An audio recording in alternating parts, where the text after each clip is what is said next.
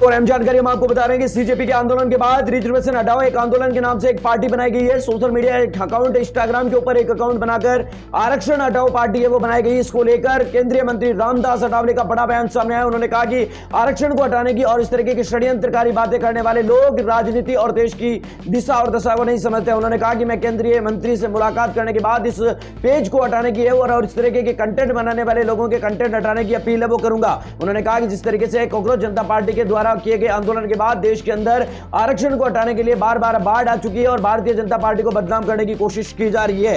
केंद्रीय मंत्री रामदास अठावले ने अकाउंट पर लिखा, पिछले कुछ दिनों से सीजेपी आंदोलन की आड़ में विरोधियों ने सरकार को बदनाम करने का नया पैंतरा ढूंढ लिया। सोशल मीडिया प्लेटफॉर्म पर आरक्षण हटाओ की एक भ्रामक और नफरती मुहिम शुरू की गई है, जहां कुछ लोग जानबूझकर आरक्षण को केवल गरीबी हटाने का माध्यम बताकर दुष्प्रभाव कर रहे हैं। पर्दे के पीछे छिपकर वार करने वाले ऐसे लोगों को मैं स्पष्ट कर देना चाहता हूं कि हमारी सरकार और प्रधानमंत्री नरेंद्र मोदी ऐसी बेवकूफ और बेतुकी बातों का कतई समर्थन नहीं करते। उसके उलट मोदी जी खुद भारत रत्न डॉक्टर अंबेडकर जी के विचारों को पूरी निष्ठा के साथ आगे बढ़ाते नजर आ रहे हैं। और उन्होंने यह भी कहा कि आरक्षण की अवधारणा को समझना बहुत जरूरी है। किसी इंसान की आर्थिक स्थिति उसके दलित होने की पहचान नहीं बदलती है। भारत रत्न डॉक्टर अंबेडकर ने साफ कहा था कि जब तक जातीय भेदभाव है तब तक आरक्षण रहेगा। ईडब्ल्यूएस अलग विषय है, वह आज गरीबी सामान्य वर्ग के लिए उसे आरक्षण के विरुद्ध खड़ा करना बेईमानी है। साथ ही उन्होंने यह भी कहा कि मैं जल्द ही आईटी मंत्रालय अश्विनी वैष्णव से मिलूंगा और सोशल मीडिया पर इस तरीके के चलाने जा रहे बेनामी देश विरोधी खातों पर तुरंत कार्रवाई की मांग करूंगा। जिसकी भाषा में आज हमला हो रहा है जवाब उन्हीं की भाषा में दिया जाएगा। ये नगीना